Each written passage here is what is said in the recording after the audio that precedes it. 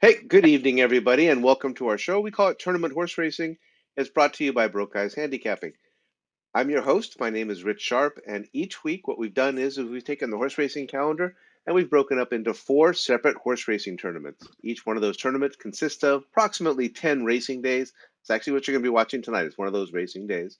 Each of the racing days consists of four separate races, and each of our horse players is going to make a mythical $2 win place bet in each of those four races. We are simply measuring who wins the most amount of money. Whoever wins the most amount of money at the end of the day wins that racing day. And we actually measure that all the way through 10 racing days throughout the year, as I said. Whoever has the most amount of money at the end of those 10 racing days wins that tournament. We track the tournaments all the way through the year, so we'll even have a year end winner. And that's exactly how we do it here on Tournament Horse Racing. And that's enough about the show, how we do it. It's time to go ahead and meet the horse players in no particular order. I'm going to swing all the way across the country. Start with my good friend. He lives in Staten Island, New York. Ray Torado. How's life treating you, my friend? Yeah, life is good. Just treat me well. Um, I had to, after last week's performance in Kentucky Downs, I think we should start handicapping races in the cornfield. Get a cornfield, let them go around between. But yeah, it's all good. Had a good Yeah. week. Hi guys, happy Friday. Gonna swing back out here to the West Coast, just a little bit to the north of me. He lives in Menifee, California. Good friend of mine. Steve Newsom, how are you doing this week? Oh, not too bad, Rich. And last and not least, of course, is just to my south, Joe English. How's life treating you? Good, Rich and Ray. If you want short fields, I got a track for you in Orange County that we can follow at nights on No, Friday, I said Saturday, cornfield, Sunday nights. cornfield. Oh, cornfield, get it? Okay. Yeah, Cornfield. yeah, yeah, yeah. All right.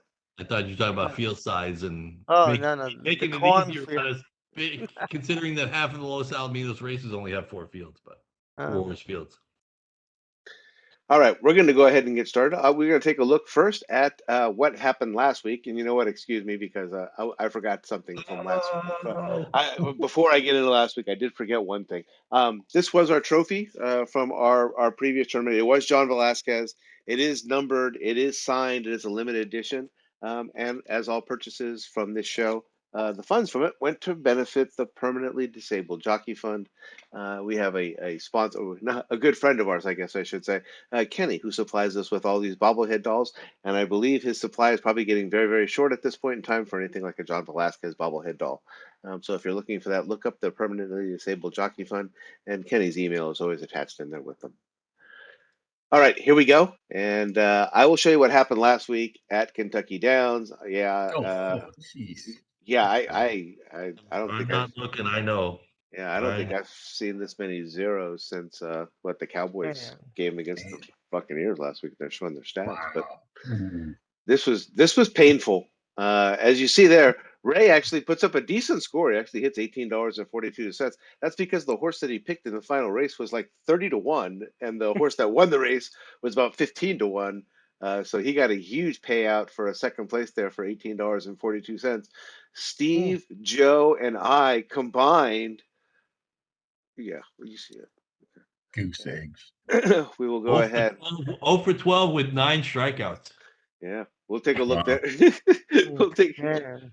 We'll take a look there. That's our season standings. That was our first race of the year. Kentucky Oh, Downs whipped us, as it often does. A very difficult track to handicap, and that puts Ray out there for $18.42.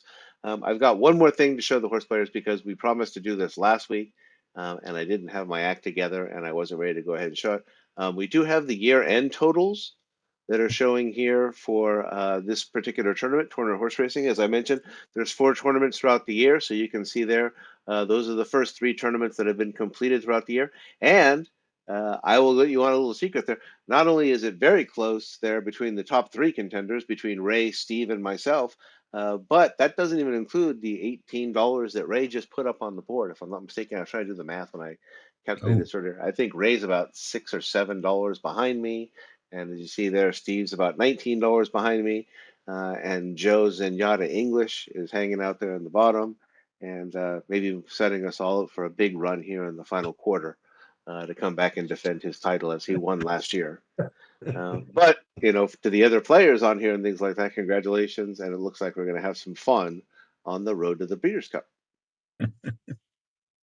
Hey, Rich, I got an idea. I'll just host for the last quarter, and you guys can battle it out. Nothing apparently that I can do is going to make any difference here. You gotta go for long shots the whole way out. The long don't shot. you? I know it almost seems comforting to me that he would just bomb away now, right? The longest day. Well, That horse won. like you said, the one thing I can do is I can just reach for impossible horses. So, I mean, where can I go from? I can't go any worse than last, right? I know I'm not in great position there on the camera, but if I move, there still is one bobblehead, although the bobblehead is actually going to go to the winner of the fourth quarter. So regardless as to who wins the overall one, someone's going to get that bobblehead as well. Still want to win the fourth quarter for sure. Yeah, exactly. All right, so that's going to take us over to, I mentioned last week that Kentucky Downs is one of our favorite tracks on this particular show. Another one, and one of the older tracks that we've been doing pretty much every year since we started Broke Guys Handicapping would be Woodbine Racing in Toronto, Canada. And that's where we're going to go today. It is Woodbine Mile Day. Joe, Ray, Steve, I know we've actually all done this for each of the years that we've done this for tournament horse racing. And before that, Three Broke Guys Handicapping. We always loved covering the Woodbine Mile. So we're going to go ahead and start off with race number 7. We'll actually go 7, 8, 9, and 10. This one is going 1 mile on the turf. It is a grade 1. It is the Pattison Summer Stakes. Purse is $500,000. It is for 2-year-olds only, and your morning line favorite is right there in post number 1, trained by Charlie Appleby and ridden by William Buick. Mysterious Night is 6-5 on the Woodbine morning line. And Ray, since you're the big winner from last week with the the $18 and like that, why don't you tell us who you like in the Pattison? Field of 7. Just yeah, these 2-year-old, they very limited experience. I settled on the number 4, taking a shot here. Chiseler with Patrick Husbands, the jockey. I'm not too much know about the trainer. Mitchell, Barbara Mitchell. But this horse actually ran like the turf last time. I mean, only finished 4th by a length. Was in the race. Probably looking for more distance. But take a shot. The first time he ran on the turf, he kind of liked it. He's close to the lead, which I like. So his speed figure improved to 86, and he might improve after this. So that's why I took a shot, and he should be in the race. So Chisler for me. Patrick Husbands, he knows the track pretty well. Who's And next, Rich? now you're going to go counterclockwise. You're actually going to hand this one off to Joe. Oh, Joe. Joe, like in the Okay. Yeah. Obviously, I've decided. Like I said, I know I was pretty much out of it for the year unless I start taking 30 and 40 to 1 bombs. And it's funny. There is a horse I kind of like in this race a little bit, who's a little bit of a price, but unfortunately, I ended up on the favorite, Mysterious Night.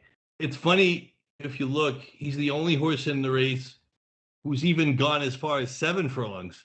Everybody else is either 6.5 furlongs or less. Nobody's even tried 7 furlongs. So this is going to be a first for everybody tomorrow. And he's the only one who's tried a graded stake because he's the only one who's run so many times. He's got an experience edge on the field. And I would be more concerned if Buick didn't come over. If he wasn't coming over to ride other horses and he didn't ride this one, I would be concerned because they're like, well, obviously he thinks there's much better that he can do in Europe somewhere. So I'm assuming that he's here because, well, he's here for another horse who we'll probably discuss later on. But this horse is obviously pretty good. Watched his race in the Francois Boutin at Deauville in August, and he was pretty solid. So I mean, I'll take the favorite. He drew well. So give me the 6-5 and give me the $6 or $5.40 that comes with it if he wins. So give me the 1. I'm assuming Steve is next. No, Rick, I think you're getting blanked, right? Oh, okay. Actually, since we went backwards and with that, I actually come up next, and Steve's going to follow me here. And Okay. I did like the one a lot. For today, I thought I was going to be picking all the Charlie Appleby Godolphin horses, which would be fitting for my personality. But I decided to stay away from that in the first race. And so, something for all the married guys, and since we're all married, we can say on this was, stay on her good side. And Mark Casse, I'm not actually familiar with the jockey, and the jockey looks like he or she is fairly successful. Hits at 13% up there at Woodbine, and is 20% with Mark Casse in particular. The horse is by honor code, so even though they are going a little bit further, I don't think that'll be a problem for this particular horse. And if you look in that last race, which is the Soar Free, the $125,000 race, and this horse finishes third just by 3/4 of a length. It looks like was closing there at the end. And so I thought stay on her good side was worth a shot here, even though I really was tempted to go with the full Godolphin card. So I've got the 7, and I'm going to hand it off to Steve.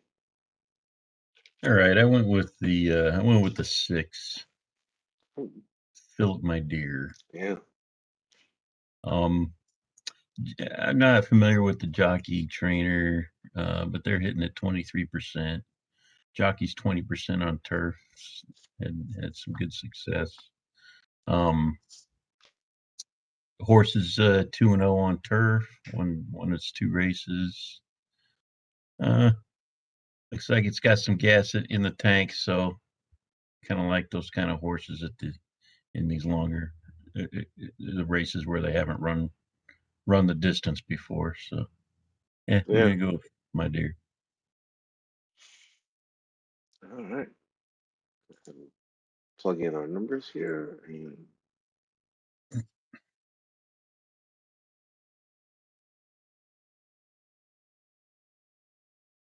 Right. And we are going to go ahead, and the next race up in the sequence will be race number 8. And they are going 7 furlongs on the all-weather surface there at Woodbine.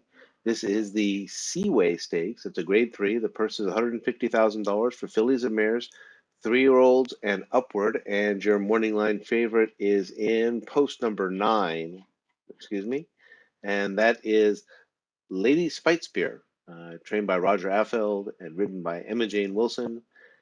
2-1 on the Woodbine morning line. And Joe, you're going to be up first. Okay, I'm gonna go down to the horse on the rail, and not because the horse's name is beyond my budget, considering that we live beyond our budget at some point in our lives. The horse is 10-1 for Mark Casse and Declan Carroll.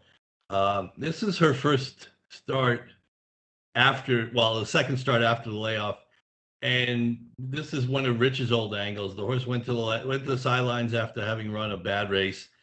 And usually, I know Rich usually likes to have a bad race in the first start after layoff, but this horse ran pretty well. But she's also stretching out to a distance of ground, and I like to think of it as if the horse had a 6.5 furlong work in 1:16 or 1:16-1. Would that be any better than having not had the race? I don't know if that makes that much of a difference, but she's going to get She's going to get weight from the horse that won the race they were coming out of the common race last time. She obviously likes the track. 7 times out of 10 in the exacta. She's 2 for 2 at the distance. She should be able to save ground. I think there'll be enough pace on that she could get a spot in the pocket and punch through if she can find some room, turn it for home. And again, maybe because she has that little speed, maybe she'll get first run on the closers. And the distance obviously hasn't proven to be a problem. So give me the 1 at 10-1 beyond my budget for Mark Casse and Declan Carroll in the Seaway. Rich? I ate the chalk. And I'm not blocking or trying to do anything like that. I picked Lady Spitespear a little bit earlier on an earlier tournament. The horse is trained by Roger Affeld, ridden by Emma Jane Wilson. That's a solid combination up there, even though it doesn't show in their stats, 17%. But Emma Jane is one of their top jockeys up at Woodbine, and the Affeld family is something that you'll see all over the place there at Woodbine. Obviously, the horse is by Speightstown. And then you look down there, the horse has won 2 in a row. One of those was the Nassau, which is there at Woodbine, and then comes right back on the all-weather surface in the Trillium, which was a Grade 3 with 12 horses that were there, and the horse looks like, not only did he win, but was probably drawing off there at the end. I thought that 2-1 was reasonable in this race, and really was just looking for the winner. So ended up on the 9, Lady Spitespear. Yeah, I'm on the same horse, Rich. Don't have a whole lot to add. Horses won a couple of times here at Woodbine. But yeah, I'm with the favorite also.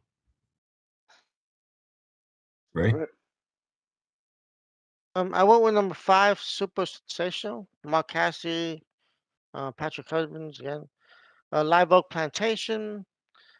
This horse ran, stretching out now, but has run 7 before. This is well, his first time on an all-weather track, so has been working out here pretty well. So she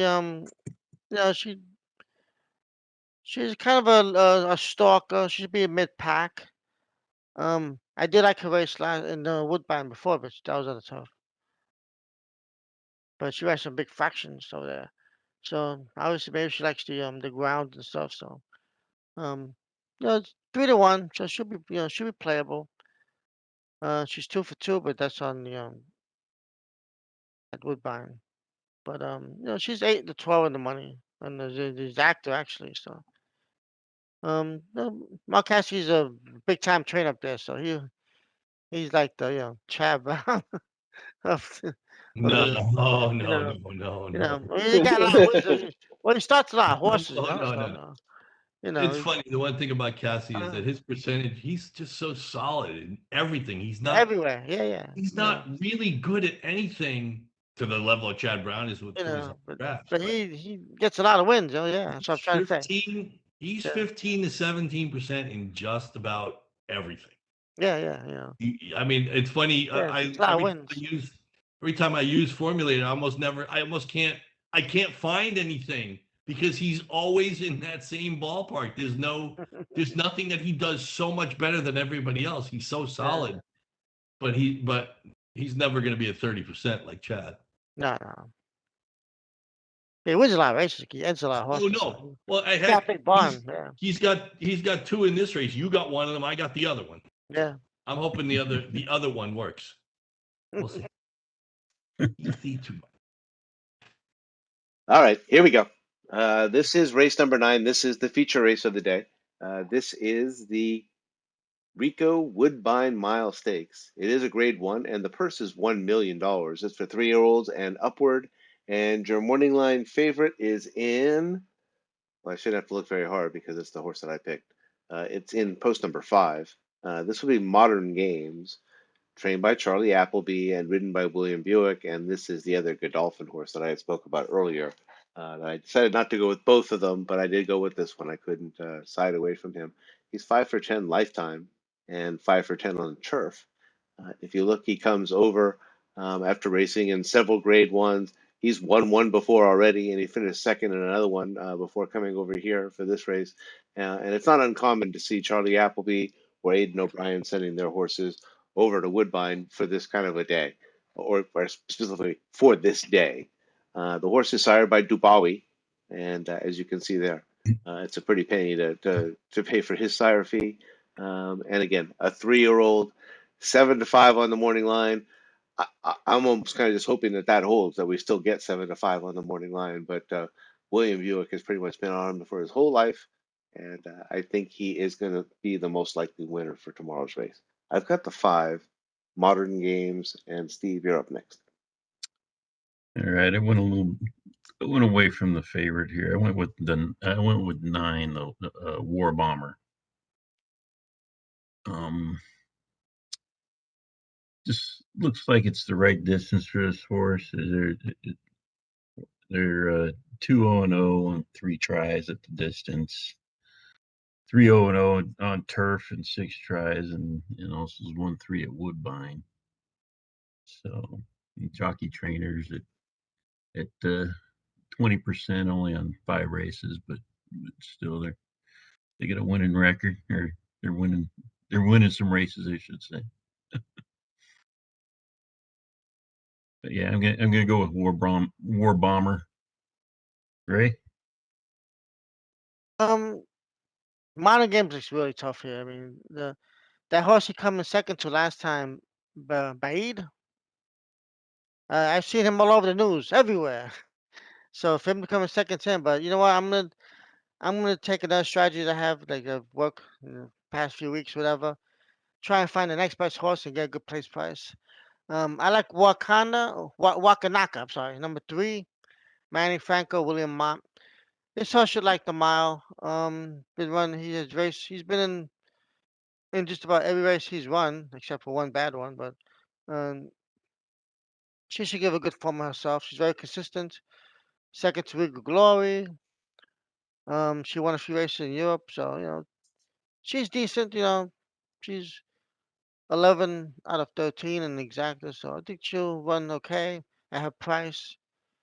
I'll probably get the same dollars if she finishes second and Mountain Games win. So I'll go that way, and hopefully, if I get a win, it'll be more bonus for me. So Wakanaka free, number 3, 10-1. Joe? Billy against the boys. Um, Sadly, there is a man in this race, and like you mentioned, Ray, Baid would be 1-9 here. And Rich, as much as I'd like to think, if this horse if you can get 7-5, run, Oh run, yeah. get everything you've got at 7-5. I can't see the European punters letting this horse go off at 7-5. I'm thinking about half that, between 3 and 4-5, will be somewhere where he ends up falling. Uh, and like Ray said, I mean, they're talking Baid as they're talking about him as in the same breath that they're talking about Frankel from a few years back. So, Wow. and yes, he's not good. Basically, if you can pretty much watch every one of his races on YouTube, they're all available. He's just a monster. He's going to run, I think, one more time. It's not going to be in the Breeders' Cup. It's supposed to be in, thinking the Quipco Champions. It's in Yeah, it's at, skipping the arc. it's at Ascot in October. Yeah. He's not going in the Arc. He's not going to run at the Breeders' Cup. At least that's the plan as of right now. Baid is, and again, he'll be 1-9 wherever he runs. So I'll take Modern Games and I'll take the short price, and he'd be. I mean, I would single him if I was betting a $5 pick 5 in a 20-cent pick 5. Of course, yeah, I have to take a stand here. He should dominate this field.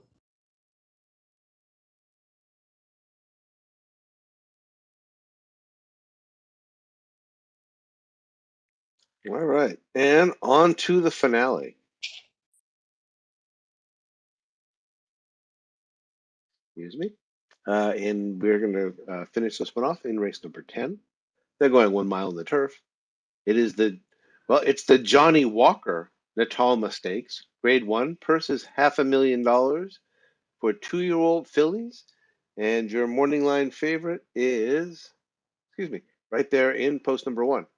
Cairo Concert, trained by Nathan Squires and ridden by Antonio Gallardo, is 2-1 on the Woodbine morning line. And I believe, Steve, you're going to kick us off. Yeah, you don't have to move your mouse or anything on this one. I'm going with the favorite again on this. Horse has won its last 2 races here at Woodbine. Has consistently improved its speed rating over the past 3 races. Has had strung together nice string 3 or 4 workouts, really nice. Yeah, has won a couple of times on the turf, so yeah, I'm gonna stick with the favorite on this one. Ray? I went with number 2, Collecting Flatter. Um, she's got some speed, and I'm hoping that Justin Stein, a new jockey, can maybe put her out there and just come catch me if you can, and hopefully she could hold everybody off. I don't see much speed here in this race, other than the one. One could go into a chasing mode.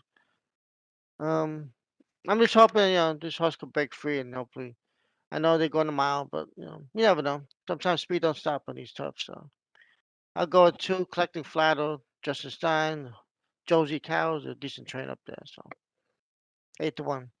Joe? I'm taking the 6, Wickenheiser. He was a beaten favorite last time at 6.5 furlongs after a maiden win. But for me, this is a distance play. And I think he actually won his first start on just pure talent. He was probably overbet in that last race, coming off the maiden win, jumping into a stakes race. But this horse, um, the dam has had 4 offspring to have won, other than this horse. Actually, it's either 3 or 4. But the horse, none of them have won at under a mile. So this basically to me is more like what this horse wants to do. He wants to go longer because, and I just think he just won the first start of her career. She won the first start of her career on pure talent. She's really not bred to run 6. She's I mean, Lemon Drop Kid was a long distance sire, Yeah. and Jew was a sire who was winning classics in Europe at a mile and a half. And again, the dam has just dropped distance runner after distance winner after distance winner. So I said I maybe the crowd just got enamored with that first race, figuring, wow, when the horse starts going longer, it'll be great. But obviously, to me, 6.5 maybe isn't long enough. So I'm guessing the mile is just the start of what this horse wants to do, and she probably win. I mean, one of her offspring broke its maiden at a mile and a half. So that this horse wants to go further, I would think. So I'll take the added ground, and I'll take the 6 Wickenheiser at 3-1. Not the price I want, but maybe she'll drift up. But we'll see. So the 6 for me, Rich. I also I played a little bit more the distance angle, and I went with the 3 G Lori, trained by Graham Motion and ridden by Manny Franco. So also a little bit more of a recognizable trainer jockey combination for me.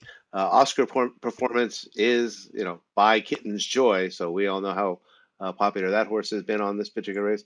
The one race is there at Colonial Downs. Depending on whose opinion you have. In particular, if you look here on that racing form. Uh, the racing quality there might not be, what we're all used to seeing. Not a very highly rated maiden race with just 7 horses that were in there. But the horse did win impressively, was drawing away, didn't put up just a huge speed figure. But again, maybe trusting in Graham Motion and Manny Franco being that combination there. And again, the fact that the horse did win at a little bit of a longer distance, I went with the 3, which is G Lord.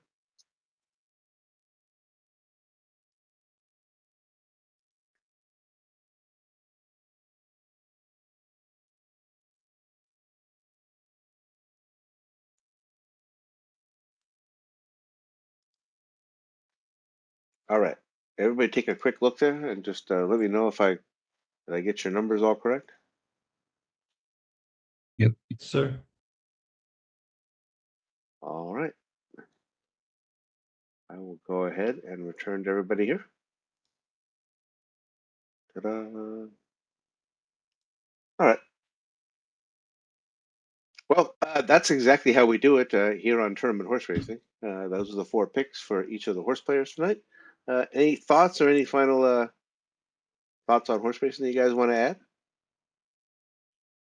Other than I got stuff that's not safe for air. So I'm not going to use it. I'm glad to take our 1-year break from Kentucky Downs. Well, I mean, what was there was one thing I did. Oh, there's a horse that's 6-1 in the nightcap who I kind of like a little bit. I can't remember the horse's name. I think it was the 6 horse or 7 horse. I'll post it on the YouTube. I'll post a comment on the YouTube thing. Figuring if people, since there's no pick 4 that starts in race 7, I think the pick 5 starts in race 7. So you can't play a pick 4 for just the races we did. So you'd need to pick something in race 11. And considering I have 2 favorites in 2 of the early legs, I was thinking about playing one. And, Star Chamber? I'd have to look it up. Give me a second. Just look at the entry. The 6 is 20-1. Look. 6 or the 7. Horse was 6-1. Well, here, you know what? Let's go ahead and wrap this up, and then we can continue Yeah, our sure. discussion here. Come back to the screen, Joe, so we can also give it to each other. Oh, Rich, one last thing. Post time is what? 1:22 East, 1:22 Pacific, Oh, 4:22 Eastern tomorrow for race 7. all right. Okay. Well, again, that's how we do it here on Tournament Horse Racing. Tomorrow we'll be keeping each other informed. If there's any scratches, we can update our picks throughout the day. Other than that, for Steve Newsom and for Ray Torado and Joe English, my name is Rich Sharp. Our show is called Tournament Horse Racing. It is brought to you by Broke Guys Handicapping. Good night, everybody, and good luck.